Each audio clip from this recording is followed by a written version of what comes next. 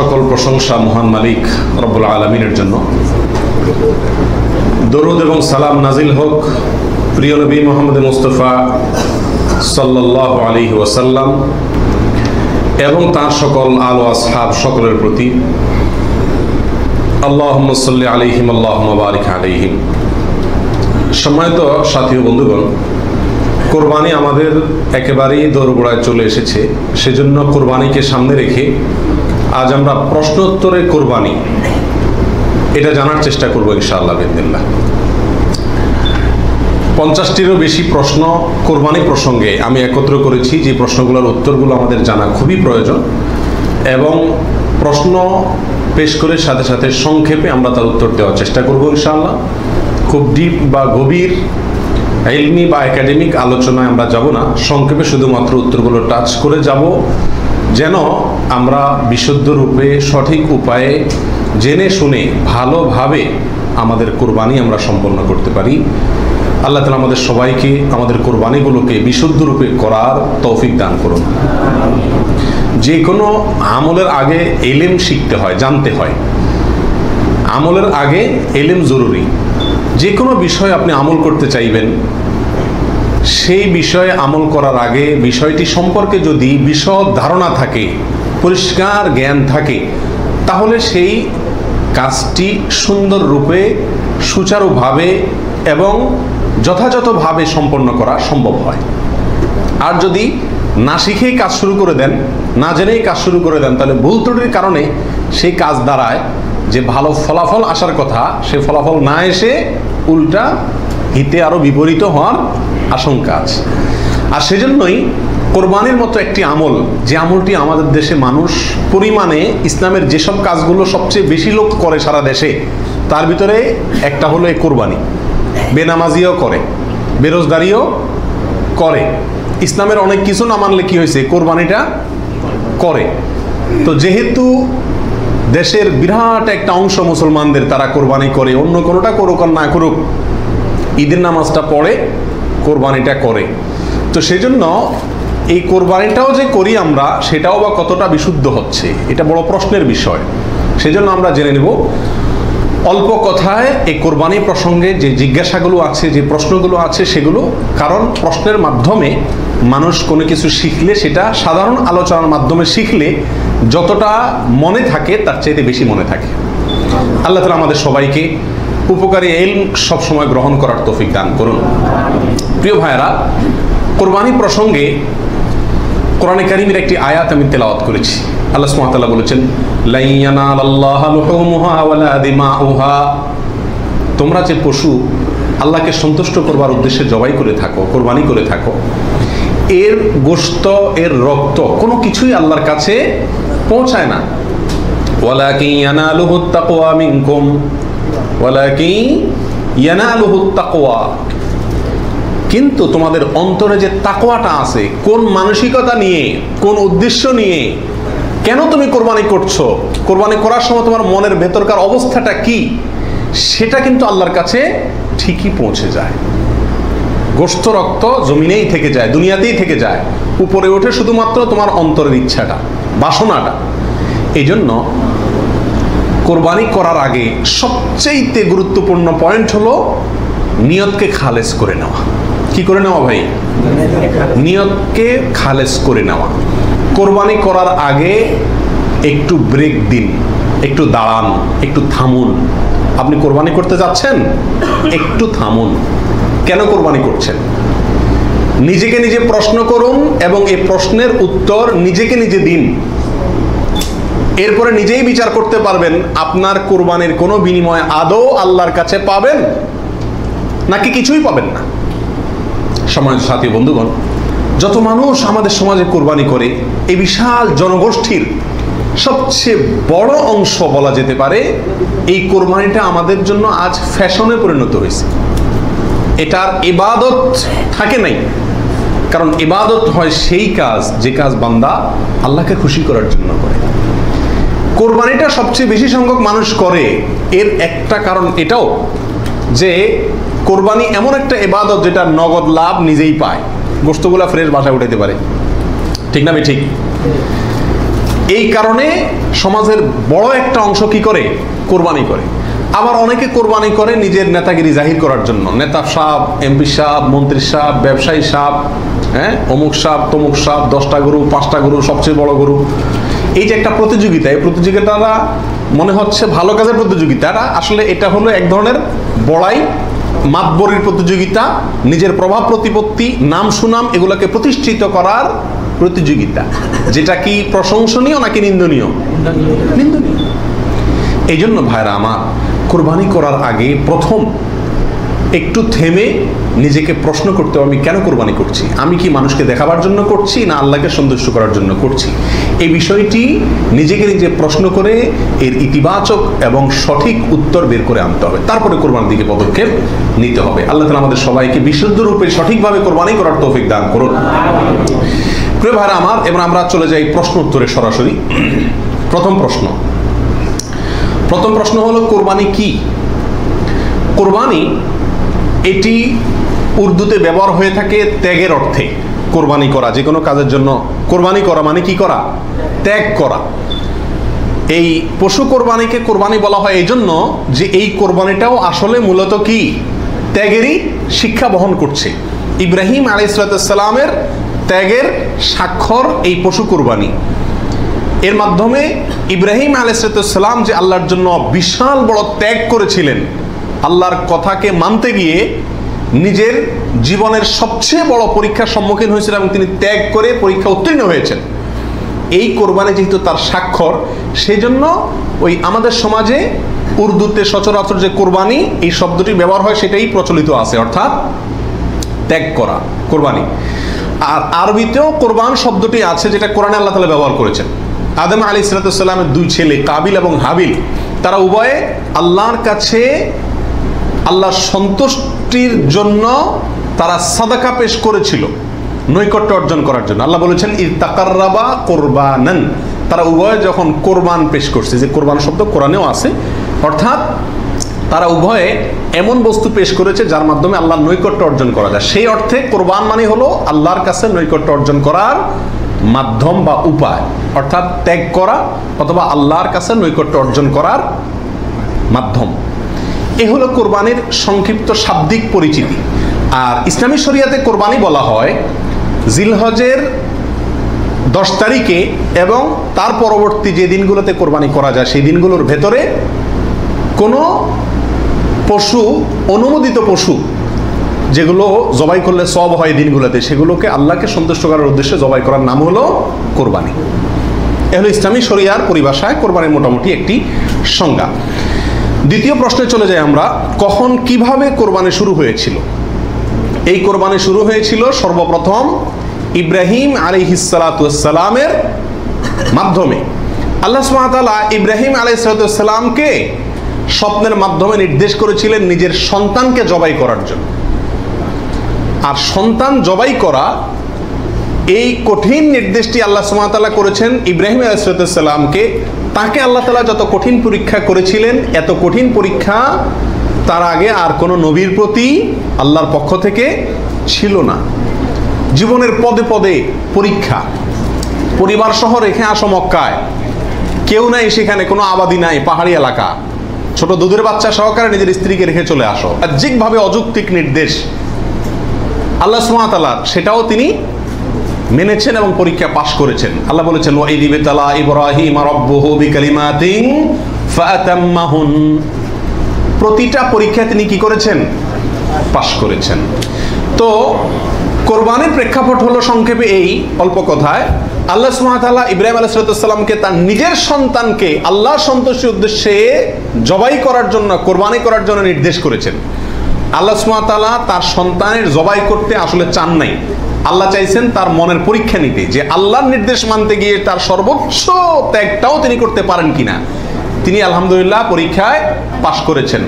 তিনি রাজি হয়েছেন, গেছেন, ছেলেও পাশ করছে, মায়েও পাশ করছে। ছেলের মাও রাজি, ছেলেও রাজি, বাপও রাজি। তো আল্লাহ সুবহানাহু ওয়া তাআলা গোটা পরিবারেরই পরীক্ষা নিয়েছেন বলা যেতে পারে, এবং সবাই পরীক্ষা কি করছে? পাশ করছে। জবাই করতে গেছেন, আল্লাহ সুবহানাহু ওয়া তাআলা ছেলে তো জবাই হতে দিবেন না, এটা তো ছিল একটা পরীক্ষা মাত্র। আল্লাহ সুবহানাহু ওয়া তাআলা সেখানে অন্য একটা পশু, দুম্বা বা এই জাতীয় কোনো পশু আল্লাহ সুবহানাহু ওয়া তাআলা দিয়ে দিলেন। অন্য একটা পশু ওই ছেলের জায়গা আল্লাহ তাআলা দিয়ে দিলেন, ছুরি উনি চালালেন, এরপরে দেখলেন যে ছেলে দাঁড়ায় আছে, পশু জবাই হয়েছে।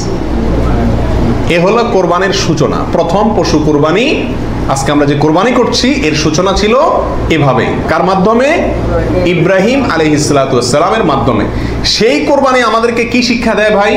সেই কোরবানি আমাদেরকে শিক্ষা দেয়, আল্লাহ সুবহানাহু ওয়া তাআলা যখন কোনো কাজের জন্য নির্দেশ করবেন, আল্লাহর গোলাম হিসাবে, আল্লাহর নুন খাই সেই হিসাবে নিঃশ্বাস গ্রহণ করছি, ছাড়ছি, প্রতি মুহূর্তে মুহূর্তে আল্লাহর নিয়ামতের সাগরে হাবুডুবু খাচ্ছি। আল্লাহই সৃষ্টি করেছেন, তার হাতেই জীবন মরণ সবকিছু। অতএব তার কোনো নির্দেশ, তার কোনো নিষেধ থাকলে সেটাকে মানতে গিয়ে পৃথিবীর যেই কোনো ধরনের ত্যাগের প্রয়োজন হয় সেটা করতে হবে। নিজের সন্তানকে জবাই করার মতো কঠিন নির্দেশও পালন করতে ইব্রাহিম আলাইহিস সালাম দ্বিধা করেন নাই। আল্লাহ সুবহানাহু ওয়া তাআলা ঠিকই কি করছেন, তাকে এর মাধ্যমে তিনি পাশ করেছেন এবং আল্লাহ সুবহানাহু ওয়া তাআলা তার মর্যাদা সমুন্নত করেছেন। এ হলো কোরবানির মূল শিক্ষা। আল্লাহর নির্দেশ, সেটা যত কষ্টই হোক মানতে, সেটা মানার জন্য সব ধরনের ত্যাগ করতে প্রস্তুত থাকা, এটা হলো কি ভাই? কোরবানির শিক্ষা। আর ওখান থেকেই কোরবানিটা শুরু হয়েছে। এরপরে আল্লাহ সুবহানাহু ওয়া তাআলা সেটাকে পৃথিবীর মানুষের জন্য ওই স্মৃতিকে, ওই আদর্শকে রেখে দিয়েছেন। এখন আমরা পশু কোরবানি করছি, কিন্তু এটার শুরুতে কিন্তু পশু কোরবানি ছিল না। মূলত এটার শুরুতে ছিল নিজের সকল কামনা, বাসনা, ভালোবাসা সবকিছুকে আল্লাহর নির্দেশের সামনে কি করে দেওয়া? কোরবানি করে দেওয়া। এই হলো এই কোরবানির গোড়ার ইতিহাস। এখন কোরবানির খোলসটা আছে, ভেতরেরটা আর নাই। এখন শুধু পশুই কোরবানি করি আমরা।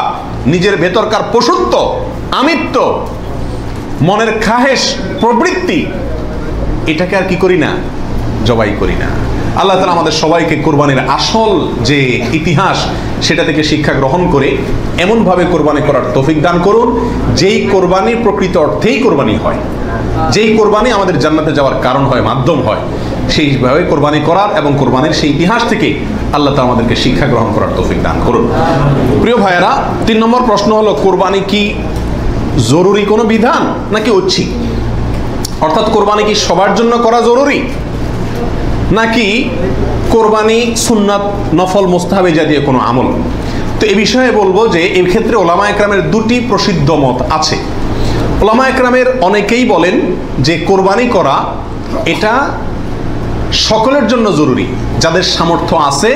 ঈদের দিন, কোরবানি ঈদের দিন অথবা পরবর্তী দিনগুলোতে যেগুলোতে কোরবানি করা যায়, এই সময়ের ভিতরে যার কাছে নেশা পরিমাণ টাকা আছে তার জন্য কোরবানি করা ওয়াজিব, জরুরি, বাধ্যতামূলক। না করলে গুনাহ হবে। এটা অনেক ওলামা একরামের মত। তাদের দলিল, সংক্ষেপে শুধু দলিলগুলো হালকা হালকা টাচ করে যাই। মুসনাদে আহমদ, ইবনে মাজাহ, মুস্তাদরাকে হাকিম এবং আরো অনেক কিতাবে একটা হাদিস বর্ণিত হয়েছে, যে হাদিসকে মুহাদ্দিসিন ইকরাম সহিহ বলেছেন। আল্লামা আলবানী রাহিমাহুল্লাহ নিজে হাদিসে সহিহ বলেছেন। সেটা হলো এই, নবী সাল্লাল্লাহু আলাইহি ওয়াসাল্লাম বলেছেন, মান ওয়াজাদা সাআতান আন ইউদাহিয়া ওয়া লাম ইউদাহি ফালা ইয়াকরাবান্না মুসাল্লানা। অর্থাৎ যে ব্যক্তি কোরবানি করার সামর্থ্য তার আছে, সক্ষমতা আছে, সচ্ছলতা আছে, সেই ব্যক্তি যদি কোরবানি না করে, সেজন্য আমাদের ঈদগাহে ঈদের নামাজ পড়তে না আসে। কোরবানি করার ইচ্ছা না রাখলে সেজন্য ঈদের নামাজ পড়তে না আসে। এটা কিন্তু একটা সতর্কবাণী। শরীয়তে এই ধরনের নির্দেশ সুন্নত নফলের ক্ষেত্রে করা হয় না, ফরজ ওয়াজিবের ক্ষেত্রেই সাধারণত করা হয়। এটা হলো অন্য যুক্তি। দ্বিতীয় দলিল হলো, এটাও মুসনাদে আহমদে আসছে এবং হাফেজ ইবনে হাজার আল আসকালানী রাহিমাহুল্লাহ, বিশ্ববিখ্যাত হাদিস ব্যাখ্যাতা, তিনি বলেছেন যে হাদিসটি বিশুদ্ধ। নবী রাসূলুল্লাহ সাল্লাল্লাহু আলাইহি ওয়াসাল্লাম বলেছেন, ইয়া আইয়ুহান নাস, হে লোক সকল, ইন্না আলা কুল্লি আহলি বাইতিন উদহাইয়াতুন ওয়া আতিরাতুন, নিশ্চয়ই প্রত্যেক পরিবারের লোকের উপরে, প্রত্যেক পরিবারের উপরে একটি করে কোরবানি এবং আতিরা, এটা ওয়াজিব। আতিরা হলো রজব মাসে যে পশুটি জবাই করা হয়, সেটা একসময় ওয়াজিব ছিল, পরে এটা রহিত হয়ে গেছে। তো এখানে নবী রাসূলুল্লাহ সাল্লাল্লাহু আলাইহি ওয়াসাল্লামের ভাষা হলো ইন্না আলা কুল্লি আহলি বাইতিন, প্রত্যেক পরিবারের উপরে কোরবানি করা জরুরি। জরুরি, আলা এই শব্দটি জরুরি অর্থ বোঝানোর জন্যই আসে। এটিও বিশুদ্ধ হাদিস। তাহলে আরো অনেকগুলো হাদিস আছে এই জাতীয়, যে হাদিসগুলোর আলোকে ওলামা ইকরামের একটা অংশ বলেন যে এই কোরবানি ওয়াজিব। ইমাম আজম আবু হানিফা রাহিমাহুল্লাহর মত এটা। এর বিপরীতে অনেক ওলামা ইকরাম বলেন কোরবানি করা ওয়াজিব নয়, এটা সুন্নাতে মুআক্কাদা। সুন্নাতে মুআক্কাদা মানে কি? সুন্নাত কিন্তু খুবই গুরুত্বপূর্ণ সুন্নত, বিনা কারণে এটা ছাড়া মাকরুহ, অপছন্দনীয়, ভালো কাজ নয়। সুন্নতে মুআক্কাদা এবং ওয়াজিবের সাথে খুব বেশি তারতম্য নাই, কাছাকাছি গুরুত্বের বিচারে প্রায়। সাহাবীদের ভিতরে অনেক প্রসিদ্ধ সাহাবী তারা কোরবানি করতেন না, ওয়াজিব মনে করবে মানুষ এই ভয়, এরকম কোন বর্ণনায় পাওয়া যায়। তারপরে কোন বর্ণনা যারা বলে এটাকে সুন্নাতু আবিকুম ইব্রাহিম এই জাতীয় শব্দ ব্যবহার করেছেন। তো এসব কারণে ওনারা সুন্নত বলেন, সুন্নতে মুআক্কাদা বলেন। যাই হোক, সর্বসাকুল্যে এই কোরবানি খুবই গুরুত্বপূর্ণ একটি বিধান, এটা হলো নিশ্চিত। ওয়াজিবের মতটা গ্রহণ করলে এটা বেশি সতর্কতা হয় এবং ইখতিলাফ এবং মতপার্থক্যের ঊর্ধ্বে উঠা যায়, এবং অনেকগুলো বর্ণনা এর পক্ষে রয়েছে। 4 নম্বর প্রশ্ন হলো, কোরবানি কয়টা করতে হয়? এই প্রশ্নটা আজকাল এই জন্য করতে হচ্ছে যে এখন আমরা সমাজে কোরবানির সংখ্যা বাড়ানোর জন্য এক ধরনের প্রতিযোগিতা খেয়াল করতেছি। 3টা গরু, 5টা গরু, 7টা গরু, এমপি সাহেব, মন্ত্রী সাহেব, ব্যবসায়ী সাহেব, বিভিন্ন সাহেবরা করে কি করে না, এমনকি আমরাও একটা গরু একটা ছাগল, কারণ কেউ গরুর গোশত পছন্দ করে, কেউ ছাগল গোশত পছন্দ করে ঘরে, যার কারণে দুইটাই দিতে হয়, অথবা গরুতে 1 ভাগ দিতে হয়, আবার আলাদা ছাগল দিতে হয়। এই যে কোরবানির সংখ্যা বাড়ানোর একটা প্রবণতা আছে, আসলে ইসলামী শরিয়া কি বলে? কোরবানির পশু বা কোরবানির সংখ্যা কতগুলো হওয়া জরুরি? এর উত্তর হলো যে কোরবানি মূলত একটি কোরবানি যথেষ্ট, একাধিক কোরবানি হওয়া এটা কি না, জরুরি না। নবী আলাইহিস সালাতু ওয়াস সালামের ব্যাপারে সুনানে তিরমিজিতে একটা হাদিস আসছে, যেটা কি ইমাম তিরমিজি হাসান বলেছেন, অন্যান্য উলামা একরাম অনেকে জয়ীফ বলেছেন। কিন্তু জয়ীফ বললেও ওই একই বিষয়ে আরো বিভিন্ন হাদিস আছে, সর্বসাকুল্যে উলামা একরামের বিষয়টা প্রমাণিত। সেটা হলো যে নবী আলাইহিস সালাম 10 বছর মদিনাতে বসবাস করেছেন হিজরতের পরে, এবং এই 10 বছরের প্রতি বছর তিনি কোরবানি করেছেন। প্রতি বছর তিনি কি করেছেন? এবং 2টি হৃষ্টপুষ্ট ভেড়া তিনি কোরবানি করেছেন, 2টি করেছেন। তিনি যদি চাইতেন সংখ্যা অনেক বাড়াইতে পারতেন, উট এবং আরো অনেক বড় বড় পশু দিয়ে কি করতে পারতেন, কোরবানি করতে পারতেন, কিন্তু 2টি ভেড়া কোরবানি করেছেন। তার একটি হলো তার নিজের এবং নিজের পরিবারের পক্ষ থেকে, আরেকটি তার গোটা উম্মতের পক্ষ থেকে, তাওহীদবাদী উম্মতের পক্ষ থেকে। তাহলে বোঝা গেল কোরবানির সংখ্যা বাড়ানোর ভিতরে খুব বেশি কল্যাণ নাই। হ্যাঁ, কেউ যদি কোনো এলাকাতে গরিব মানুষকে খাওয়ানোর উদ্দেশ্যে বেশি কোরবানি করে, নাম ফুটানোর উদ্দেশ্য না থাকে, তাহলে অবশ্যই সেজন্য তিনি আল্লাহর কাছে কি পাবেন, আজর এবং সওয়াব পাবেন। 5 নম্বর প্রশ্ন হলো, কয়দিন পর্যন্ত কোরবানি করা যায়? কোরবানির সময়সীমা কতদিন? এর উত্তর হলো, এক্ষেত্রে ওলামা একরামের 2টি মত আছে। অনেক ওলামা একরামের মতে কোরবানি করা যায় ঈদের দিন, জিলহজের 10 তারিখ, আর 11 এবং 12 এই 3 দিন। এটা ইমাম আবু হানিফা রাহিমাহুল্লাহর মত। এর বিপরীতে অনেক ওলামা একরামের মত হলো কোরবানি এটা 4 দিন পর্যন্ত করা যায়। কোরবানি ঈদের দিন এবং তারপরে আরো 3 দিন, 11, 12, 13। যুক্তি হলো যে আইয়ামে তাশরিক, এক হাদিসে আসছে একেবারে সুস্পষ্টভাবেই যে আইয়ামে তাশরিক এই দিনগুলা সবগুলোই হলো জবাই করার দিন, অর্থাৎ কোরবানি করার দিন। সেহেতু আইয়ামে তাশরিক হলো ঈদের দিন, ঈদের পরে আরো 3 দিন, অর্থাৎ 13 তারিখ, চাঁদের 13 তারিখের সন্ধ্যার আগ পর্যন্ত। এ হলো কোরবানির দিন। তবে কোরবানি প্রথম দিন ঈদের নামাজের পরপরই করা বেশি উত্তম, এতে কোনো সন্দেহ বা ইখতিলাফ কারোর নাই। এবারে সারা দুনিয়ার উলামা একরাম একমত। কারণ নবী আলাইহিস সালাম ঈদের দিন ঈদের নামাজের পরপরই সাধারণত কি করতেন, কোরবানি করতেন। দ্বিতীয় তৃতীয় দিনে তিনি নিতেন না। অতএব একেবারে শুরুতেই করে ফেলা হলো সবচেয়ে উত্তম এবং বেস্ট। এবারে কারোর কোনো দ্বিমত নাই। 6 নম্বর প্রশ্ন, কোন সময় থেকে কোরবানি করা যাবে? উত্তর হলো, ঈদের নামাজ যখন পড়া হবে, যেই এলাকাতে গরুটা জবাই হবে ওই এলাকাতে যখন ঈদের নামাজ শেষ হবে, ঈদের নামাজ শেষ হওয়ার পরপরে কি করা যাবে, কোরবানি করা যাবে। আরেক এলাকাতে ঈদের নামাজ শেষ হয়েছে, সেজন্য আপনার এলাকাতে আপনি কি করবেন না, কোরবানি করবেন না। আপনার এই পশু যারা কোরবানি করবে তারা ঈদের নামাজ পড়ার পরপরে কি করতে পারবেন, কোরবানি করতে পারবেন। এ হলো কোরবানির সময়। এরপরে আসি 7 নম্বর প্রশ্ন, রাতে কি কোরবানি করা যাবে? এই প্রশ্নের উত্তর হলো, রাতে কোরবানি করাকে ওলামা একরাম মাকরুহ বা অপছন্দনীয় বলেছেন। তার কারণ হলো, কোরবানি একটা আল্লাহর গুরুত্বপূর্ণ বিধান। এখানে পশুর রগ নির্দিষ্ট সংখ্যায়, নির্দিষ্ট রগগুলো কাটা যেতে হবে। রাতে করলে অন্ধকারে সেগুলো কম বেশ হয়ে যেতে পারে, এই আশঙ্কায় দিনের বেলায় করা উত্তম এবং রাতের বেলায় মাকরুহ বলেছেন। তবে যদি পর্যাপ্ত আলোর ব্যবস্থা থাকে এবং এরকম কোনো ভুল হওয়ার আশঙ্কা না থাকে তাহলে রাতেও কোরবানি করা যাবে, অর্থাৎ এই দিনগুলোতে আর কি, যে দিনগুলোতে করা যায়। এরপরে আসি 8 নম্বর প্রশ্ন, কোন কোন পশু দিয়ে কোরবানি করা যাবে? আপনি হাঁস মুরগি দিয়ে কোরবানি দিলে কোরবানি হবে কিনা? তো এর উত্তর হলো, বড় পশুর ভিতরে 3 ধরনের পশু আর ছোট পশুর ভিতরে 3 ধরনের পশু, এগুলো দিয়ে কি করা যাবে? কোরবানি দেওয়া যাবে। বড় পশুর ভিতরে কোরবানি দিতে পারবেন উট, গরু, মহিষ, এগুলো দিয়ে। মহিষ দিয়ে দিতে পারবেন কিনা এটা নিয়ে ওলামায়ের ভিতরে সামান্য ইখতিলাফ আছে। অনেকে মহিষকে গরুর অন্তর্ভুক্ত করেছেন, অনেকে করেন নাই, যার কারণে যারা করেছেন তারা বলছেন করা যাবে, যারা করেন নাই তারা বলছেন করা যাবে না। এই জন্য একান্ত অনন্য উপায় না হলে সেদিকে না যাওয়াই ভালো, ইখতিলাফের দিকে।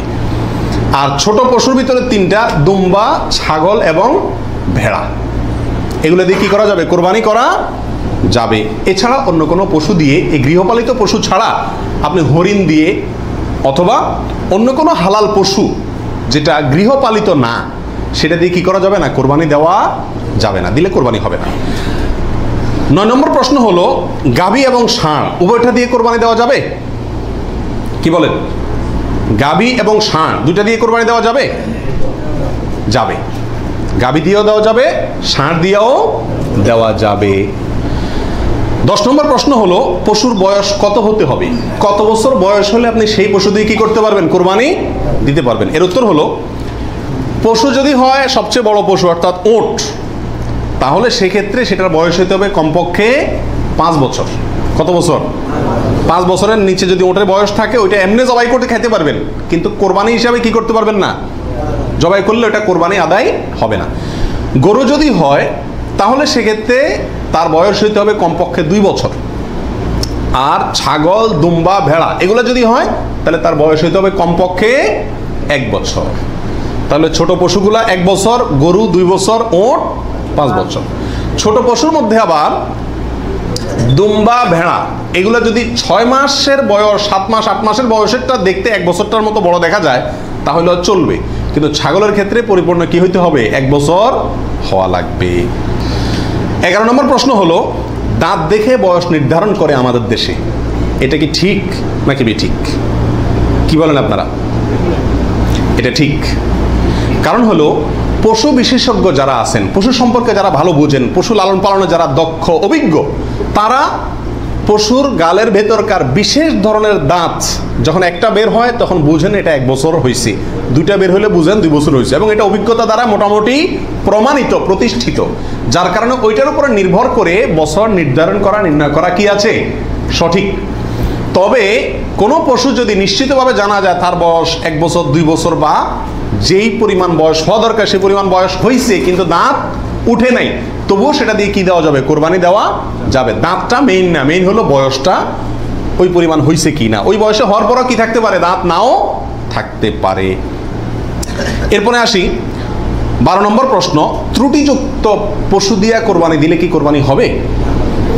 ত্রুটিযুক্ত পশু, একটা পশুর ভিতরে কোনো দোষ আছে, ত্রুটি আছে, সমস্যা আছে, রোগবালাই আছে, ওইটা এমনি জবাই করে খাইতে পারবেন, কিন্তু কোরবানি দিলে কোরবানি হবে কি না? এর উত্তর হলো, কিছু কিছু ত্রুটি আছে, যেই ত্রুটিগুলো থাকলে পশু কোরবানি করলে ওই কোরবানি যথেষ্ট হবে না। আর কিছু কিছু ত্রুটি আছে যেগুলো থাকলেও কি দেওয়া যাবে? ওই ত্রুটি সহকারে কোরবানি দিলে কোরবানি হয়ে যাবে। কোন ত্রুটিতে আপনার কোরবানি দিলে কোরবানি হবে না? একটা হলো ল্যাংড়া হওয়া, এমন ল্যাংড়া যে ল্যাংড়ার কারণে সে পশুর পালের সাথে চললে পিছায় যায়, তাদের সাথে তাল মিলায় ধরে রাখতে পারে না, অথবা জবাই করার জায়গা পর্যন্ত হেঁটে যাওয়ার ক্ষমতা নাই, তাকে ঠেলা নিয়ে যেতে হয়, ছেঁচড়ায় নিয়ে যেতে হয়, শক্তি নেই পায়ে, 1 পা হোক 2 পা হোক, এরকম ল্যাংড়া খোঁড়া যদি হয় তাহলে ওইটা দিয়ে কোরবানি দিলে কি হবে না? যথেষ্ট হবে না, হাদিসে সুস্পষ্টভাবে নিষেধ করা আছে। আরেকটা হলো যে এই পরিমাণ রুগ্ন, অসুস্থ, রোগা, যে রোগার কারণে সে চলাফেরা করতে পারে না, বা ওই যে হাঁটার শক্তি নেই, প্রচণ্ড রোগা, দুর্বল, সেটা দিয়ে কোরবানি দিলেও কি হবে না? কোরবানি হবে না। আরেকটা হলো যে অন্ধ, এমন অন্ধ হয়, চোখ কানা অথবা চোখ অন্ধ, অথবা চোখে এমন সমস্যা আছে যে সমস্যার কারণে সে দেখে না, স্বাভাবিকভাবে ঘাস টাস রাখলেও সে বুঝে না কোনটা কি, অথবা ওই জায়গা পর্যন্ত দেখে একা একা যেতে পারে না, উষ্ঠা খায়, তার মানে চোখে বড় সমস্যা আছে, এরকম থাকলে এটা দিয়ে কি হবে না? কোরবানি হবে না। একটা শিং অথবা 2টা শিং গোড়া থেকে উঠে গেছে, একেবারে গোড়া সহ উঠে গেছে, এরকম যদি হয় ওইটা দিয়ে কোরবানি দিলেও কোরবানি হবে না। তবে যদি সামান্য হয়, সামান্য কান কাটা, সামান্য শিং ভাঙা, সামান্য একটু পায়ে সমস্যা, সামান্য একটু অসুখ বিসুখ আছে, এরকম যদি হয় সেগুলো দিয়ে কোরবানি দিলে কি হবে? কোরবানি হয়ে যাবে। অর্থাৎ ত্রুটি যদি ছোট হয় সমস্যা নাই, বড় ত্রুটি যদি হয় তার কারণে কি হবে না, ওই পশু দিয়ে কোরবানি দিলে কোরবানি যথেষ্ট হবে না। 13 নম্বর প্রশ্ন হলো, কেনার পর যদি ত্রুটি দেখা যায় তাহলে কি করবে? আপনি ভালো পশু কিনে নিয়ে আসলেন, কোরবানি করবেন, রেখে দিয়েছেন, খাওয়াচ্ছেন, হঠাৎ করে দেখা গেল চোখের সমস্যা, যে কোনো কারণে পা ভেঙে গেছে, বড় ধরনের সমস্যা হয়েছে, তখন কি করবেন? উত্তর হলো, যদি আপনি গরিব মানুষ হন তাহলে সেক্ষেত্রে যেটা আছে ওইটাই জবাই করবেন। আর যদি আপনার সামর্থ্য থাকে তাহলে সেক্ষেত্রে আপনার ওইটার বদলে আরেকটা পশু কিনে সেটাকে কি করবেন? কোরবানি করবেন। এরপরে আসেন 14 নম্বর প্রশ্ন, কোরবানির দিন হাঁস মুরগি জবাই করা জায়েজ আছে কিনা? আমাদের দেশে অনেকেই গ্রামের দেশে বলেন যে কোরবানির দিনগুলোতে, ঈদের দিনে কি করা যায় না? হাঁস মুরগি জবাই করা যায় না। আসলে কতটা সঠিক? উত্তর হলো, এটা সম্পূর্ণ ভিত্তিহীন বানোয়াট কথা। এর কোনো গ্রহণযোগ্য ভিত্তি ইসলামী শরিয়াতে নাই। বরং কোরবানি ঈদের দিনে কেউ চাইলে হাঁস বা মোরগ কি করতে পারবে? জবাই করতে পারবে। তবে যদি এটাকে কোরবানির নিয়তে করে যে আমার তো গরু ছাগল দেওয়ার সামর্থ্য নয়, আমি মুরগি দিয়েই দিলাম কোরবানি, তাহলে সেক্ষেত্রে এই জবাই কি হবে না? জায়েজ হবে না। কারণ এই পশু দিয়ে কি হবে না? কোরবানি হবে না। এমনি গোশত খাওয়ার জন্য যদি জবাই করে তাহলে ঈদের দিনেও জবাই করাতে কোনো সমস্যা নাই। 15 নম্বর প্রশ্ন হলো, কোরবানির পশু এটা দেখায় বেড়ানো, প্রদর্শন করে বেড়ানো, এটা কি জায়েজ আছে কিনা? আজকাল কোরবানির পশু কেনার পরে মহল্লাতে, গ্রামে, পাড়াতে, আশেপাশে একটা চক্কর মোটামুটি দেয় না? দেয় না? শুধু দেয় না, আপনার ওইটার গলায় একটা মালা লাগায়, হ্যাঁ, পারে না একটা সাইনবোর্ড লাগায় দেয় কার এটা সেটা, এবং তারপরে ওই গরুকে নিয়ে পুরো এলাকাতে ঘুরায়। এরপর বলে যে এটা কার গরু, বলে অমুকের গরু। এরকম একটা প্রথা মোটামুটি অঘোষিতভাবে চালু আছে না নাই? এরকম প্রদর্শন করে বেড়ানো এটা কি সঠিক? এর উত্তর হলো না। এই প্রদর্শনটা সাধারণত হয়ে থাকে জাহির করার জন্য, সবাইকে দেখানোর জন্য। আর এই দেখানোটার ভেতরে কল্যাণের চাইতে অকল্যাণ বেশি। কেউ যদি বলে আমি এটা দেখাচ্ছি এই জন্য যাতে অন্যরা উৎসাহিত হয়, তাহলে তো এটা ভালো উদ্দেশ্য, কিন্তু এই উদ্দেশ্যে খুব অল্প সংখ্যক মানুষই কি করে? এটাকে শোডাউন করে। বরং এটা শোডাউন করে কি জন্য? সবাই জিজ্ঞেস করবে, ভাই এটার দাম কত হয়েছে, কার গরু, মাশাআল্লাহ, জিতছে, হাসছে, এইসব যোগ বিয়োগ করবে। ঠিক না? ঠিক। অতএব মানুষকে দেখায় বেড়ানোর উদ্দেশ্যে যদি এই কোরবানির পশুকে প্রদর্শন করা হয়, শোডাউন করা হয়, তাহলে এটা রিয়া, এবং রিয়ার কারণে গুনাহগার হবে। এটা করা যাবে না। আল্লাহ আমাদেরকে বুঝার তৌফিক দান করুন। 16 নম্বর প্রশ্ন হলো, কোরবানির পশু কেনার পরে এবং জবাই করার পরে পশুর সঙ্গে সেলফি তুলে এটা ফেসবুকে দেওয়া যাবে কিনা, সামাজিক যোগাযোগের মাধ্যমে প্রচার করা যাবে কিনা, ইসলামের দৃষ্টিতে এর ভিতরে কোনো, এ ব্যাপারে কোনো বাধা আছে কিনা? এর উত্তর হলো, কোরবানির পশু কেনার পরে অথবা জবাই করার পরে ওই পশুর সাথে সেলফি দেওয়া, সেলফিটাই তো অনেকের মতে এটা একটা মানসিক রোগে পরিণত হয়েছে। আর এই গরুকে কেনার পরে, ছাগল কেনার পরে তার সঙ্গে ছবি তুলে, সেলফি তুলে ওইটা ফেসবুকে বা সামাজিক যোগাযোগের মাধ্যমে প্রচার করা, এটা ইসলামী শরিয়ার দৃষ্টিতে খুবই গর্হিত এবং নিন্দনীয় একটি কাজ। বিশেষ করে এই জন্য যে প্রথমত বিনা প্রয়োজনে এই ছবিটা তোলা হচ্ছে, দ্বিতীয়ত হলো এর মাধ্যমে নিজে কি কোরবানি দিচ্ছে এটাকে কি করা হচ্ছে? জাহির করা হচ্ছে, প্রচার করা হচ্ছে। বাহবা কি আল্লাহর কাছ থেকে নিতে চান না মানুষের কাছ থেকে নিতে চান? আল্লাহর কাছ থেকে যদি নিতে চান তাহলে ওইটাকে প্রচার করে মানুষের কাছে লাইক কমেন্ট পাইলেন, সেই আশায় এটাকে আপনার লাইক কমেন্টের ব্যবসায়, বিজনেসের পুঁজি হিসাবে খাটাইলেন। আল্লাহর কাছে তার বিনিময় পাওয়ার আশা করা বড় কঠিন।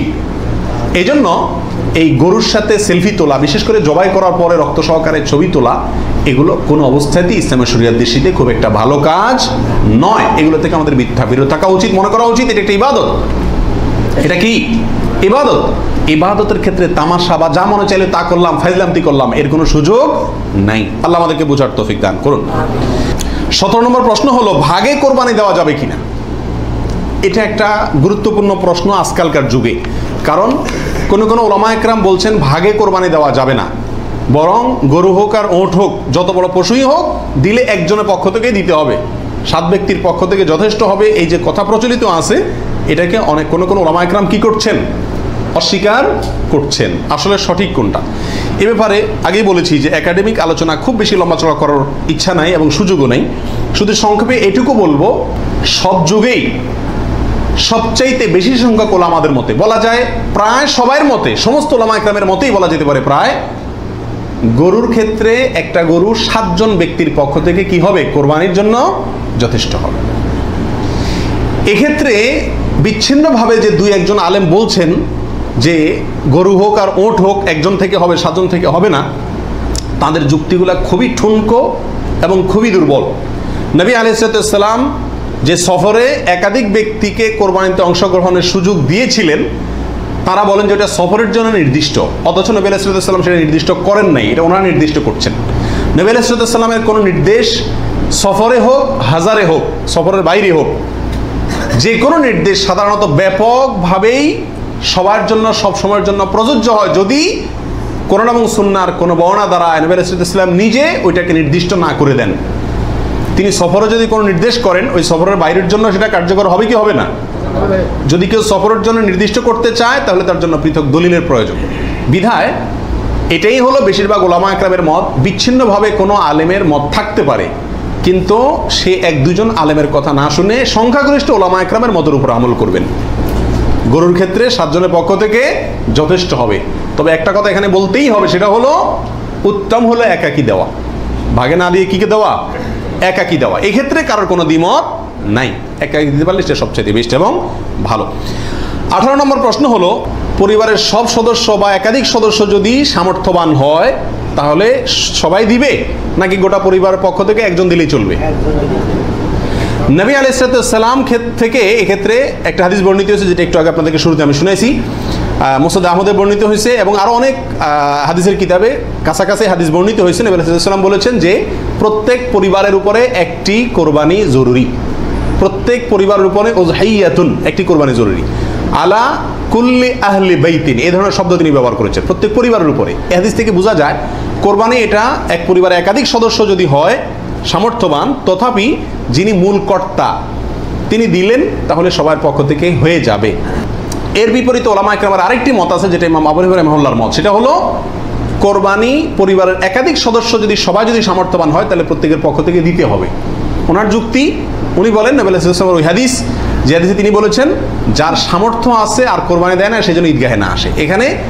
এখানে যার সামর্থ্য আছে প্রত্যেক ব্যক্তিকেই শামিল করে এই নির্দেশনা। বিষয়টা গবেষণামূলক, উভয় পক্ষেরই দলিল এবং যুক্তি আছে। তো এক্ষেত্রে সতর্কতামূলক মত যদি অবলম্বন করি আমরা, তাহলে প্রত্যেকেরই যার যার সামর্থ্য আছে তার পক্ষ থেকে করা যেতে পারে, এবং করলে সমস্যা হবে এটা কারোর মতেই নাই। 19 নম্বর প্রশ্ন হলো, 7 ভাগের নিচে হলে কোনো সমস্যা আছে কিনা গরুতে? একটা গরুতে ধরেন 5 জন মিলে দিলেন, 4 জন মিলে দিলেন, 3 জন মিলে দিলেন, 6 জন মিলে দিলেন, 7-এর নিচে হলো, এটা কি যথেষ্ট হবে না কোনো সমস্যা আছে? এর উত্তর হলো কোনো সমস্যা নাই। আমাদের দেশে অনেকে মনে করেন যে গরু দিলে 7 পুরা করতে হবে, এই জন্য যখন 7-এর সংখ্যা না পায় তখন এবার খুঁজে খুঁজে অনেক মৃত মানুষকেও যোগ করে, যেভাবে হোক কি করতে হবে, 7 পুরা করতে হবে। বিষয়টা এরকম না। কোরবানির গরুতে সর্বোচ্চ 7 পর্যন্ত দেওয়া যায়, 3 জন, 2 জন, 7 জন, 5 জন, 6 জন, যে কোনো সংখ্যায় 7-এর নিচে থাকলেই কোরবানি দেওয়া যাবে। এরপরে আসেন 20 নম্বর প্রশ্ন হলো, অমুকের নামে কোরবানি দেওয়া, তমুকের নামে কোরবানি দেওয়া, 7 নামে, 3 নামে, 5 নামে, এরকম একটা কথা সমাজে প্রচলিত আছে। এই কথাটা বলাটা সঠিক কিনা? এর উত্তর হলো না, এটা সঠিক না, এই কথাটা ভুল। কিন্তু এই ভুলটা এমন ভুল না যে ভুলের কারণে বড় ধরনের গুনাহ হয়ে যাবে, কারণ এটা বলার ভুল, এভাবে বলাটা উচিত না। কারণ কোরবানি হবে মূলত আল্লাহ সুবহানাহু ওয়া তাআলার নামে, অতএব 5 নামে, 4 নামে, 3 নামে, 7 নামে কোরবানি হয় না। নাম শুধু একটাতেই হয়, সেটা হলো বিসমিল্লাহ, আল্লাহর নামে, ঠিক না? ঠিক। অতএব এই কথাটা বলার ভুল। এখানে বলতে হবে 7 জনের পক্ষ থেকে, 3 জনের পক্ষ থেকে, বা 3 শরিক, 5 শরিক, 5 শেয়ার, 5 ভাগ, এভাবে বলা যেতে পারে। কিন্তু বা অমুকের পক্ষ থেকে, তমুকের পক্ষ থেকে, এভাবে বলা যেতে পারে, কিন্তু অমুকের নামে, তমুকের নামে এভাবে বলাটা উচিত নয়। যদিও এখানে কেউ এই উদ্দেশ্যে বলে না যে আল্লাহর সাথে শরিক করে 3 জনের নামে দিচ্ছি, এরকম কেউ উদ্দেশ্য নেয় না, সেজন্য এটা কি হবে না, শিরকে পৌঁছাবে না। তারপর এভাবে না বলাই উচিত এবং উত্তম, নিরাপদ। 21 নম্বর প্রশ্ন হলো, নারী বুড়ি এটা অনেক সময় নিজেরা সাফ করতে কষ্ট হয় বা পারে না, তখন কাউকে দিয়ে সাফ করায়, সাফ করানোর পরে বলে সাফ করে দিবা, তুমি অর্ধেক নিবা, আমাদেরকে অর্ধেক দিবা। এরকম হয় কি হয় না? তাকে নারী বুড়ির অংশ দিলেন অথবা পশুর গোশতের অংশ দিলেন, এটা জায়েজ আছে কিনা? প্রাসঙ্গিকভাবে আরেকটি কথা প্রশ্ন চলে আসে, সেটা হলো যে কসাই যখন পশুকে বানায়, তো বানানোর পরে তাকে টাকার সাথে কিছু গোশত দেওয়া হয়, এবং অনেক সময় দেখা যায় যে বানানোর যে বাজার রেট, তার যে মজুরি, এটা তাইতে অনেক কমে রাজি হয়ে যায় কসাইরা। কেন? কারণ তারা জানে গোশত 5 কেজি দিলেই তো 2-2.5 টাকা এসে গেল, অতএব এক্ষেত্রে যদি আমাকে টাকা একটু কমও দেয় অসুবিধা নাই। এই ভুলটা ঘরে ঘরে হয়ে থাকে। কোরবানির পশু যারা বানায় সে কসাইদেরকে গোশত দেয় না, এমন মানুষ সারা বাংলাদেশে খুঁজে কয়জন পাওয়া যাবে আমার সন্দেহ আছে। কোরবানির মধ্যে সবচেয়ে বড় দাগের ভুলগুলোর ভিতরে এটা অন্যতম।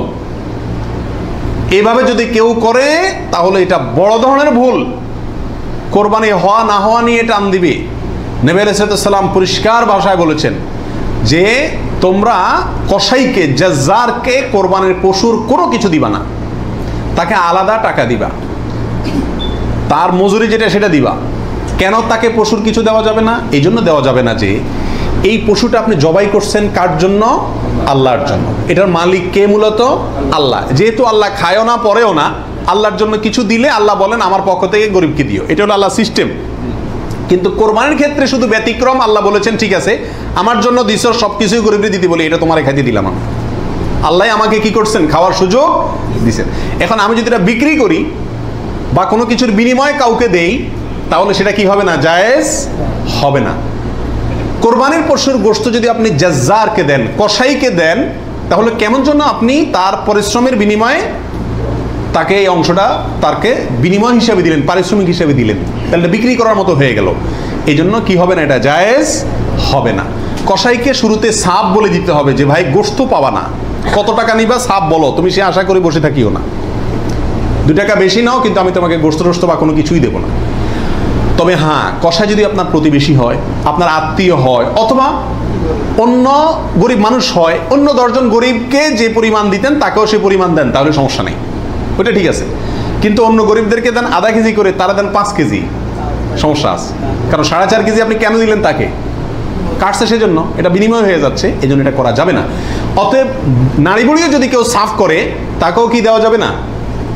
ওই নারী বুড়ির সাফের বিনিময়ে নারী বুড়ির অর্ধেক বা গরুর কোনো অংশ তাকে দেওয়া যাবে না। সাফ করলে সাফের বিনিময়ে তাকে ক্যাশ টাকা দিয়ে দিবেন। কথা বুঝতে পারছি? নারী বুড়ি যদি দিতে হয় তাহলে গরিব মানুষ হিসাবে দিলেন, সেটা ভিন্ন কথা, কিন্তু এজ এ তার কাজ পারিশ্রমিক হিসাবে কি করতে পারবেন না? দিতে পারবেন না। এটা বড় ভুলের ভিতরে একটা, এবং এটা প্রচুর পরিমাণে মানুষকে সচেতন করা দরকার ব্যাপারে। 22 নম্বর প্রশ্ন হলো, কোরবানির ভাগিদারদের মধ্যে কারো ইনকাম হারাম অথবা উদ্দেশ্য অসৎ, গোশত খাওয়ার উদ্দেশ্য আছে না নেই? কোরবানি না দিলে ছেলে মেয়েগুলা কার দিকে চেয়ে থাকবে, কোরবানি না দিলে নতুন আত্মীয় তারা কি বলবে, ব্যয়ের বাড়িতে রান কেমনে পাঠাবো, এরকম অনেক উদ্দেশ্য থাকে কি থাকে না?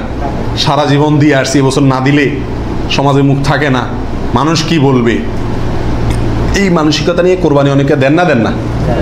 এরকম যদি কেউ আপনার ভাগিদারদের মধ্যে, অংশীদারদের মধ্যে থাকে, অথবা কেউ যদি কোরবানি করে তার ইনকাম হারাম, আর সে হারাম ইনকাম থেকেই দেয়, অনেকের হারামও আছে হালালও আছে, সুদও খায় ঘুষও খায়, আবার বেতনও আছে হালাল, তাহলে সেটা ভিন্ন।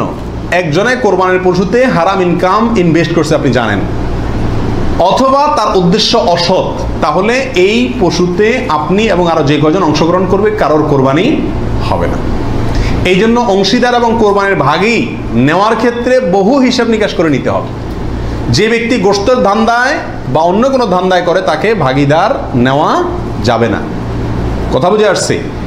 নিতে হবে যে শুধুমাত্র আল্লাহ সন্তুষ্ট করার জন্য, আল্লাহর সন্তুষ্টির জন্য যে কোরবানি করে তাকে, এবং সরাসরি হারাম টাকা ইনভেস্ট না করে ওই ব্যক্তিকে, যার ইনকাম হালাল, এরকম ব্যক্তিকে ভাগীদার হিসাবে নিতে হবে। আর না হলে ভাগী দেওয়ার দরকার নাই, একা একাই দিতে হবে।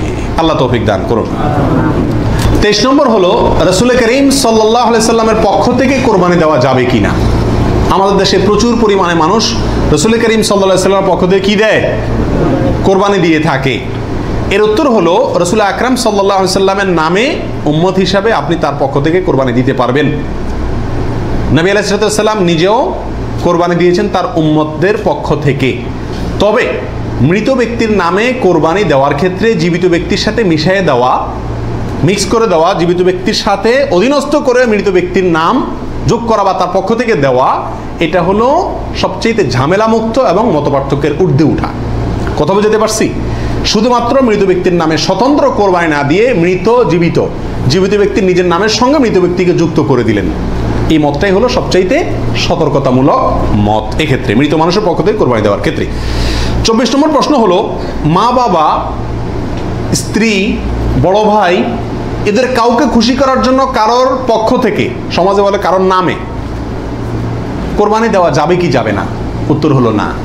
এটা রিয়া, লৌকিকতা, মানুষ দেখানো, এটা শিরকে আসগর। আমাদের সমাজে একটা সমস্যা দেখা দেয় কোরবানির সিজন আসলে। কথার কথা, একটা পরিবারে আপনি একটা গরুতে একটা অংশ কোরবানি দিবেন অথবা ছাগল কোরবানি দিবেন, সেক্ষেত্রে মা চায় যে আমার নামে দেখ, মানে আমার পক্ষ থেকে দেখ, বাপে চায় যে আমার পক্ষ থেকে দেখ। এখন ছেলে চিন্তা করে কারে খুশি করব। অনেক সময় স্ত্রী স্বামী দুজনের ভিতরে চায় যে আমার নামে দেখ, বড় ভাইয়ের নামে না দিলে বড় ভাই মুখ কালো হয়, এই জন্য কার নামে দিবে এটা নিয়ে এক ধরনের হেজিটেশনে মানুষ ভুগে। এক্ষেত্রে অনেক সময় অংশ বাড়ায় দেয় শুধু মাকে খুশি করার জন্য, যে ওনার নামেও কি করলাম, একটা দিলাম। এটা এক ধরনের রিয়া বা লৌকিকতা। যদিও যদি সওয়াবের উদ্দেশ্যে থাকে যে উনি ভালো কাজ করতে চান, সেই হিসাবে ওনাকে আমি ভালো কাজে সহায়তা করলাম, তাহলে ভিন্ন কথা। কিন্তু সাধারণত এই চিন্তাটা খুব কমই থাকে। এই জন্য কাউকে খুশি করার টার্গেটটা কোরবানিতে থাকা উচিত না। আর মা বাবা বা অন্যদেরও মনে রাখা উচিত, যার সামর্থ্য আছে সে দিবে, যে মূল কর্তা সে দিবে। এক্ষেত্রে আমার নামে দিল না, অমুকের নামে দিল না, অমুকের পক্ষ থেকে দিল না, এই জন্য মন খারাপ করা তাদেরও উচিত না, এটা বোকামি। 25 নম্বর প্রশ্ন হলো, কয়েকজন মিলে এক ভাগ কোরবানি দিতে পারবে কিনা? 2 জন, 3 জন, 4 জন, 5 জন মিলে এক ভাগ কোরবানি দিতে পারবে কিনা? প্রবাসে দেখা যায় একটা রুমে 3 জন 4 জন আছে, তো কোরবানিদের দিন 4 জন মিলে যায় কি করে, একটা ছাগল কিনে নিয়ে আসে, আয়না জবাই করে। তো 4 জন মিলে যদি একটা ছাগল দেয়, অথবা একটা অংশ গরুতে হোক অথবা ছাগলে হোক, কোরবানিতে যদি একাধিক ব্যক্তি যদি এক অংশ দেয়, কোরবানি হবে? হবে না। একটা অংশ একজন দিবে, সেখানে কয়েকজন যদি সেখানে অর্থায়ন করে, কয়েকজন ভাগ বসায়, আর এক অংশ কয়েকজন মিলে দেয়, তাহলে কি হবে না? কোরবানি হবে না, ওটা গোশত খাওয়া হবে। প্রবাসে যারা, যেসব ভাইয়েরা, লক্ষ লক্ষ ভাইয়েরা প্রবাসী আছেন, দেখা যায় যে 5 জন, 6 জন, 7 জন একটা রুমে আছেন, তো তারা সবাই মিলে একটা ছাগল কিনে এনে গোশত খান, কোরবানি তাদের উদ্দেশ্য থাকে না। আমি তাদেরকে অনুরোধ করব যে আপনারা কেন একটা পদ্ধতি অবলম্বন করেন না, যাতে আপনাদের কোরবানির সওয়াব হবে, গোশতও খাওয়া হবে। সেটা হলো এই, আপনাদের 6 জনের মধ্যে সবাই টাকাটা একজনকে মালিক বানায় দেন, যে ভাই আপনি সিনিয়র মানুষ বা আপনি বড় ভাই, আপনাকে আমরা সবাই মিলে 100 করে 500 রিয়াল দিলাম, আপনি এই টাকা দিয়ে একটা ছাগল আয়না কোরবানি করেন। উনি ওনার জন্যই কোরবানি করলো, আপনারা সবাই টাকাটা দিলেন, তাহলে আপনারা যে সহায়তা করলেন সব পেলেন কি পেলেন না? আর ওনার কোরবানিটাও হয়ে গেল, গোশতও খাওয়া হয়ে গেল, একসাথে সবগুলা পাখি এক ডিলে মারা গেল। আর যদি সবাই ঈদের দিনই জবাই করবেন ছাগল, তাহলে কোরবানি কেন করবেন না? একটু চালাক হলেই কোরবানির সওয়াবটাও হয়ে যাচ্ছে, গোশত খাওয়াটাও হয়ে যাচ্ছে। প্রবাসী ভাইদের ভিতরে এই সমস্যাটা প্রচুর পরিমাণ দেখা যায়, যে 5-6 জন মিলে ছাগল কিনে কোরবানির নিয়ত কেউই করে না, অথবা সবাই মিলে কোরবানির নিয়ত করে, যার দুইটাই কি ভুল। 26 নম্বর প্রশ্ন হলো, কোরবানির টাকা অন্য কেউ যদি দিয়ে দেয়, তাহলে কোরবানি হবে কি না? আমি গরিব মানুষ, আমি কোরবানি করতে চাচ্ছি, অথবা সামর্থ্যবান, আমাকে একজনে টাকা দিয়ে দিল যে আপনাকে একটা ছাগল দিয়ে দিলাম, অথবা আপনার ছাগলের টাকা দিয়ে দিল যে আপনি কোরবানি দিয়েন। আমার পক্ষ থেকেই কোরবানি দেওয়ার জন্য কেউ আমাকে টাকা দিয়ে সহায়তা করলো, হেল্প করলো, এতে আমার কোরবানি দিলে কোরবানি হবে কি হবে না? কি বলেন আপনারা? হবে।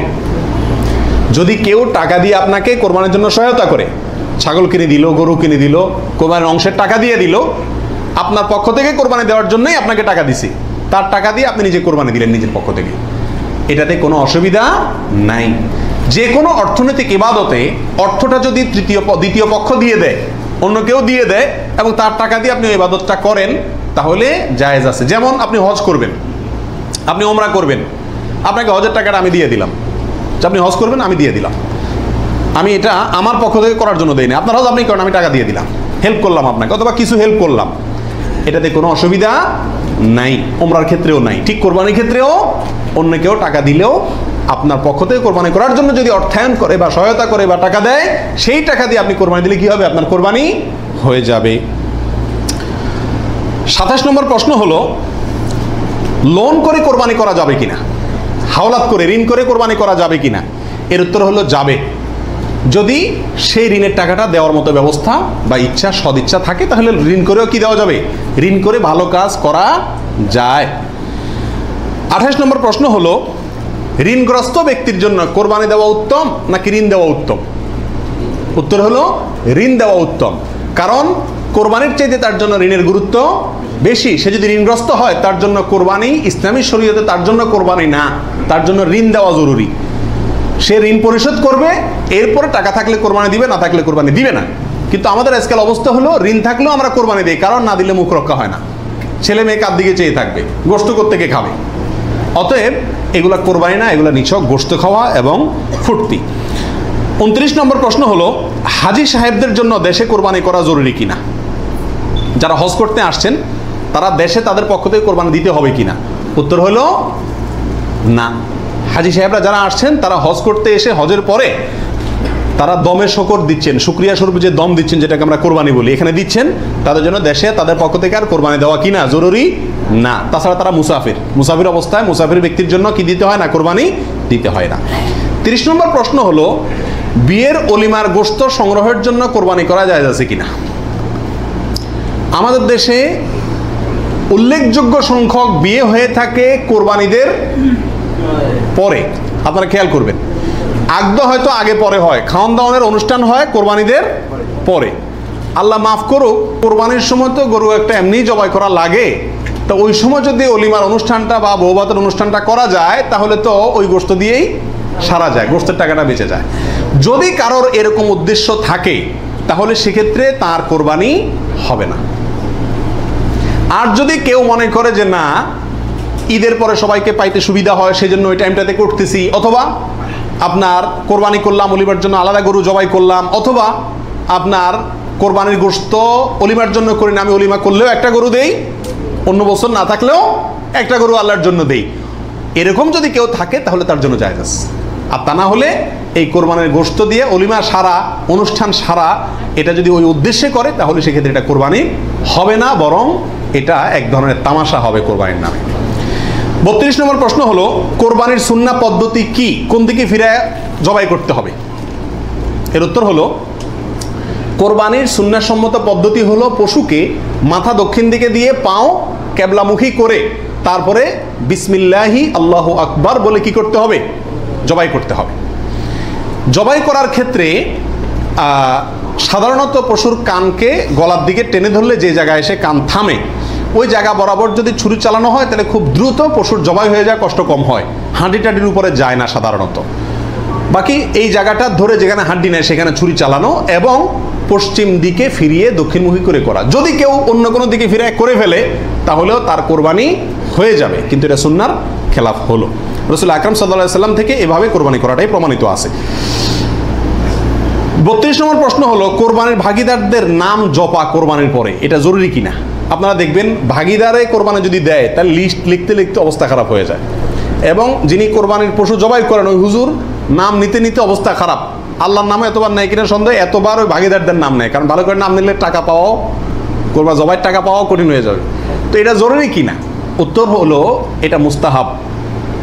কোরবানি করার পরে আল্লাহুম্মা তাকাব্বালহু মিন ফুলান ফুলান ফুলান, আল্লাহ এটাকে অমুকের পক্ষ থেকে নাম ধরে তাদের পক্ষ থেকে কবুল করুন, এরকম বলাটা মুস্তাহাব, উত্তম। রাসূল আকরাম সাল্লাল্লাহু আলাইহি ওয়াসাল্লাম নিজেও বলেছেন, আল্লাহ এটা আমার পক্ষ থেকে কবুল করেন, এটা আমার উম্মতের পক্ষ থেকে কবুল করেন, আমার পরিবার, এটা আমার উম্মতের পক্ষ থেকে।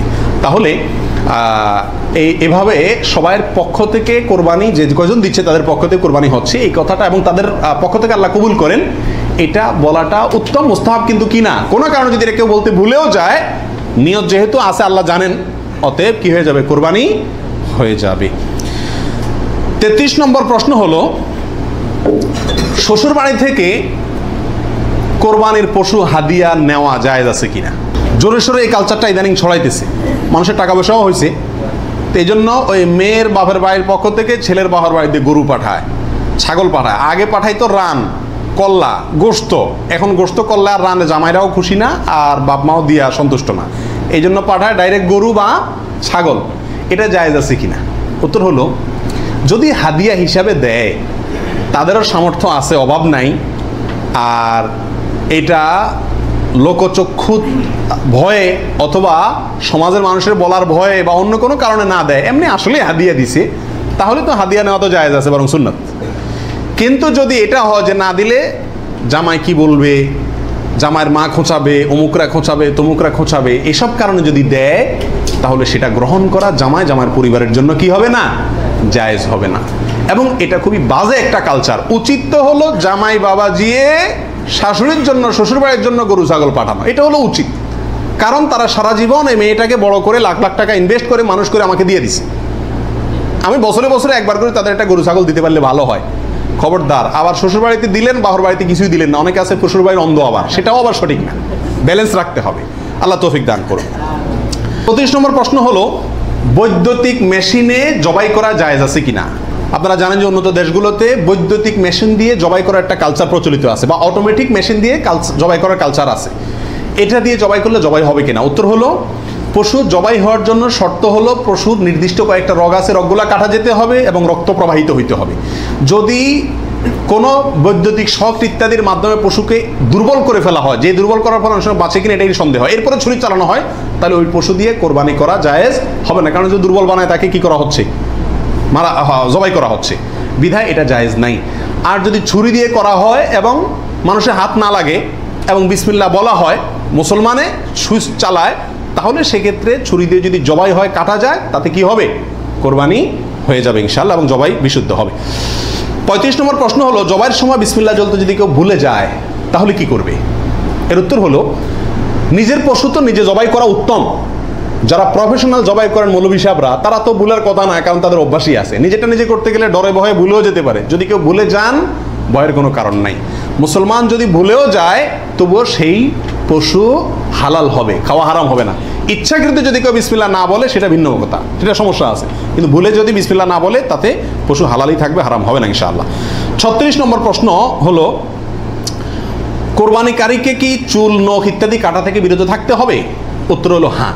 নবী আলাইহিস সালাম বলেছেন, মান আরাদা আন ইউদাহিয়া, যে ব্যক্তি কোরবানি করার ইচ্ছা রাখে, পোষণ করে, ফালা ইয়াখুয মিন শা'রিহি ওয়া আযফারিহি শাইআ, সেই জন্য তার নখ, চুল ইত্যাদি কোনো কিছুতে হাত না দেয়।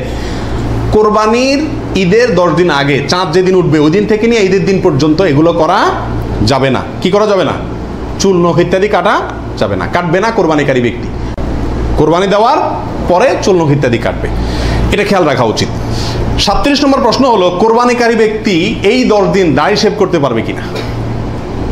জটিল একটা প্রশ্ন। কোরবানি করবেন, বাকাওয়াতি করবেন, খুব ভালো কথা, জায়গায় এসে ধরা গেছেন, দাড়ি শেভ করতে পারবেন কিনা? উত্তর হলো না।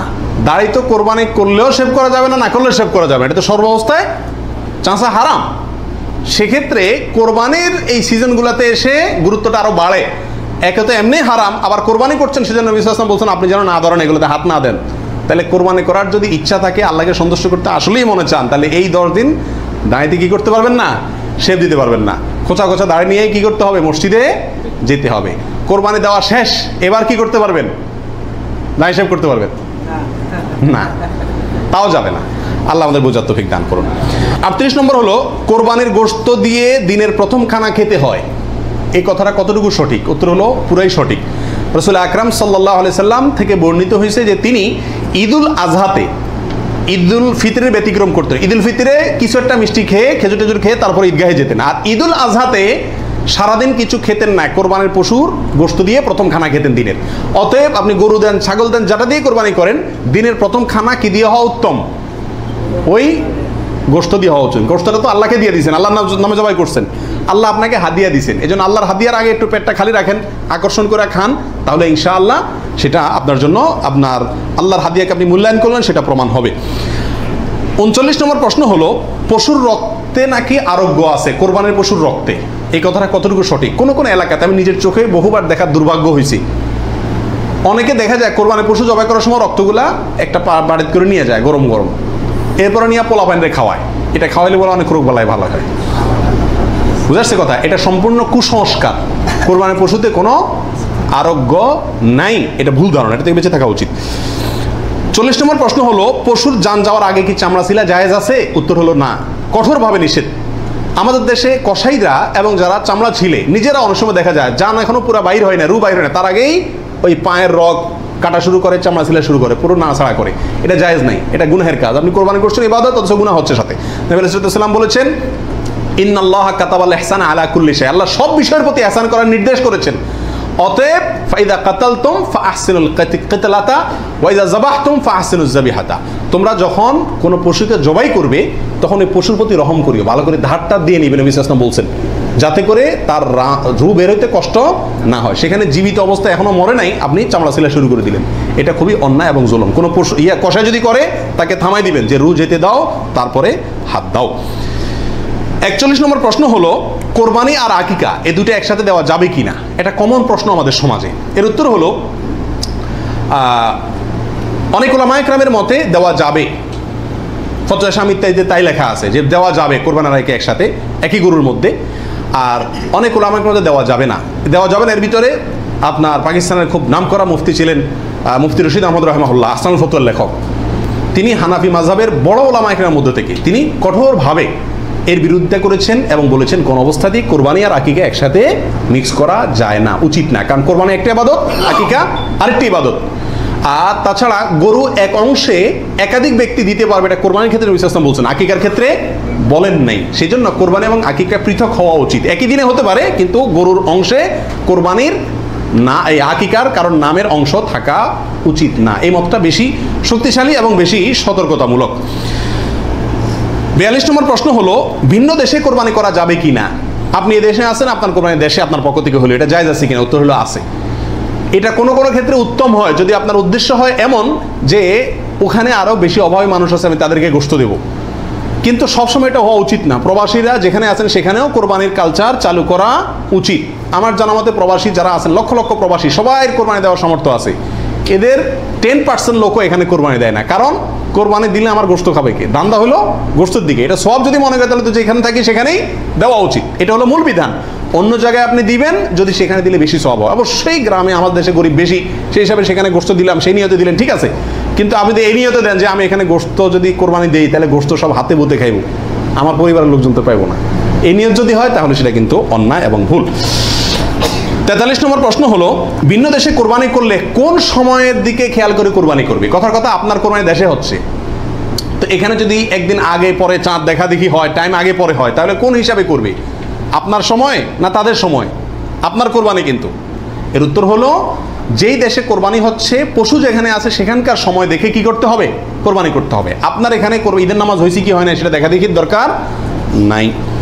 44 নম্বর প্রশ্ন হলো, কোনো কারণে কোরবানি করতে না পারলে, পশু কিনছেন কিন্তু কোরবানি করতে পারেন না, করবেন কি? উত্তর হলো যে পরবর্তীতে কি করে দিবেন? আপনি সদকা করে দিবেন। মৃত ব্যক্তির নামে কোরবানির বিধান কি? একটু আগে যেটা বললাম, অর্থাৎ শুধু মৃত ব্যক্তির নামে আলাদা কোরবানি দেওয়া যায়, অনেক উলামায়ে কেরাম বলেন। কিন্তু অনেক উলামায়ে কেরাম বলেন যারা মৃত ব্যক্তির সাথে জীবিত ব্যক্তিকে, জীবিত ব্যক্তির সাথে মৃত ব্যক্তিকে যোগ করে দেওয়া যাবে। আপনি একটা ছাগল দিলেন, বললেন যেটা আল্লাহ আমার এবং আমার মৃত বাবার পক্ষ থেকে, এভাবে করা যাবে। আর নবী আলাইহিস সালাম একটি ছাগল তার পুরো উম্মতের পক্ষ থেকে দিয়েছেন, জীবিত মৃত সবাই মোটামুটি এর ভিতরে শামিল। 45 নম্বর গেল। 46 নম্বর হলো, কোরবানির পশুর চামড়ার বিধান কি? উত্তর হলো, কোরবানির পশুর চামড়া এটা নিজে ব্যবহার করতে পারলে সেটা করা উচিত। চামড়া প্রসেস করে ব্যবহার করতে পারলে এটা করা উচিত। কোথাও কোথাও মানুষ খায়, যদি খাইতে পারেন চামড়া পরিষ্কার করে সেটাও আপনার জন্য ঠিক আছে। কিন্তু কোরবানির পশুর চামড়া বিক্রি করা হয় আমাদের দেশে বেশিরভাগ ক্ষেত্রে, এই কাজটা অনুত্তম কাজ, অনুচিত কাজ। কেন? কারণ কোরবানির গোশত এটাও বিক্রি করে আপনি টাকাটা দানই করে দিলেন, কিন্তু এটা উচিত না, বিক্রি করবেন না। আপনি হয় সরাসরি গোশত দিবেন, না নিজে খাবেন, দুটার একটা। বিধায় কোরবানির পশুকে আপনার কোনোভাবেই এটার কোনো অংশকে বিক্রি করে তারপর টাকাটা আপনি দানে করে দিলেন, কিন্তু বিক্রি করার দিকে না যাওয়াটাই উচিত। সরাসরি ওই জিনিসটা দান করলে সেটাই বেস্ট। 47 নম্বর প্রশ্ন হলো, কোরবানির পশুর কোনো অংশ বিক্রি করা জায়েজ আছে কিনা? চামড়ার ক্ষেত্রে এই কথা চলে আসছে অনেকাংশে, তাও পৃথক করে বলতে হয় যে না, কোরবানির পশুর গোশত, হাড্ডি, বুড়ি কোনো কিছু বিক্রি করা যিনি কোরবানি করছেন তার জন্য জায়েজ নাই, উচিত নাই। তবে যাকে আপনি দান করছেন গরিব মানুষ, সে যদি নিয়ে আবার বিক্রি করে দেয় তার জন্য কি আছে? জায়েজ আছে। কোরবানির পশুর চর্বি অথবা হাড্ডি এগুলো বিক্রি করার একটা প্রথা আছে আমাদের দেশে, এটা করা যাবে না। কোরবানির ঈদের আমি খেয়াল করছি ভ্যানালারা বাইর হয়, অতিরিক্ত চর্বিগুলো আছে এগুলো কেজি দরে কিনে, হাড্ডি কিনে এগুলোকে বিভিন্ন কাজে ব্যবহার করা হয়। তো আমাদের জন্য এগুলো বিক্রি করে নিজে খাওয়ার তো প্রশ্নই ওঠে না। যদি বিক্রি করেই ফেলেন তাহলে এটা দান করে দিতে হবে গরিবকে, আর বিক্রি না করে ওইটা হয় এমনি আল্লাহর রাস্তায় কাউকে দিয়ে দিবেন, আর না হলে নিজে খাবেন, ব্যবহার করবেন, বিক্রি করবেন না। 48 নম্বর প্রশ্ন হলো কোরবানির গোশত কিভাবে বন্টন করবেন, কয় ভাগ করবেন? এর উত্তর হলো কোরবানির পশু 3 ভাগে বন্টন করা ওলামা ইকরাম মুস্তাহাব বলেছেন, কিন্তু কোনো হাদিসে এর ক্ষেত্রে আলাদা করে এভাবে নির্দেশ করা হয় যে 3 ভাগে করতে হবে। আল্লাহ কোরআনে বলছেন যে ফাকুলু মিনহু, তোমরা কোরবানির পশু থেকে নিজেরা খাও, ওয়া আতইমু আল কানিআ ওয়াল মুতাররা, ধনী গরিব সবাইকে দাও। তাহলে ধনী গরিব 2 ভাগকে দাও, আবার নিজে খাও, 3টাই হয়ে গেল এখানে। এর থেকে 3 ভাগ মোটামুটি এভাবে ইঙ্গিতে বোঝা যাচ্ছে, কিন্তু এটা কোনো জরুরি কিছু না। আর সহিহ মুসলিম হাদিসে আছে নবী সাল্লাল্লাহু আলাইহি ওয়াসাল্লাম বলেছেন তোমরা নিজেরা খাও, আবার রেখেও দাও, আবার দানও করো, অর্থাৎ 3টা করা যাবে। আবার সহিহ মুসলিমের আরেক বর্ণনায় আসছে তোমরা খাও এবং মানুষকে খাওয়াও। তাহলে বোঝা গেল নিজে খাওয়া অন্যকে দান করা সবগুলাই উত্তম এই কোরবানির গোশতের ক্ষেত্রে। 49 নম্বর প্রশ্ন হলো সমাজের ভাগ বলে একটা ভাগ প্রচলিত, যেটা জায়েজ আছে কিনা। অনেক এলাকাতে কোরবানি করার পরে সমাজের ভাগ উঠায় নেয় জোর করে, বা বলা ছাড়া, জোর করা লাগে না, এমনি সবাই দেয়। এটা জায়েজ আছে কিনা? উত্তর হলো এটা উচিত না, এটা অন্যায়। কেন? কারণ আমরা 5 জন মিলে একটা গরুতে অংশগ্রহণ করলাম, দিলাম, এখন সমাজে 1 ভাগ নিয়ে তাদের মতো গরিবকেই দিল তারা, কিন্তু আমার হয়তো অন্য গরিব আছে আত্মীয় স্বজন, আমি তাদেরকে দেবো, কিন্তু তারা তো তাদের মতো দিচ্ছে, এটা উচিত না। আমার গোশতটা আমি কি করবো না করবো সম্পূর্ণ আমাকে স্বাধীনতা দিয়েছে ইসলাম, বিধায় সেখানে এরকম অঘোষিতভাবে চাঁদাবাজি বা হয়তো অনেকে সন্তুষ্ট হয়ে দেয়, কিন্তু কারোর মনে অসন্তুষ্ট থাকতে পারে, যদি থাকে তাহলে এটা জটিলতা দেখা দিবে। এই জন্য কি হবে না, এটা উচিত হবে না, যার যারটা তাকে ভাগ করতে দেওয়া উচিত এবং উত্তম। 50 নম্বর প্রশ্ন হলো কোরবানির পশু অমুসলিমকে দেওয়া যাবে কিনা। উত্তর হলো কোরবানির গোশত অমুসলিমকে খাওয়ানো যাবে, অসুবিধা নেই, শরীয়তে কোথাও নিষেধাজ্ঞা নাই, অমুসলিমকেও খাওয়ানো যাবে। 51 নম্বর প্রশ্ন হলো কোরবানির গোশত 3 দিনে বেশি রাখা জায়েজ আছে কিনা। উত্তর হলো জায়েজ আছে, 3 দিনে বেশি রাখা যাবে না এমন কোনো কথা নাই। 52 নম্বর প্রশ্ন হলো কোরবানির গোশত শুকায় রাখা জায়েজ আছে কিনা। যে এলাকায় ফ্রিজ নাই তারা শুকায় রাখতে পারবে কিনা। অনেকে বলেন আমাদের দেশে যে কোরবানির গোশত কি কারণ যায় না, শুটকি বানানো যায় না, এতে গরুর কষ্ট হয়, পশুর কষ্ট হয় বা গুনাহ হয়, এগুলা মন গড়া কথাবার্তা, এটা সঠিক নয়। বরং যে কোনোভাবে আপনি চাইলে কি করতে পারবেন, গোশত রাখতে পারবেন। আল্লাহ সুবহানাহু ওয়া তাআলা আমাদের সবাইকে বিশুদ্ধ রূপে সঠিকভাবে কোরবানি করার তৌফিক দান করুন। জাযাকুমুল্লাহ ওয়া আখিরু দাওয়ানা আলহামদুলিল্লাহ।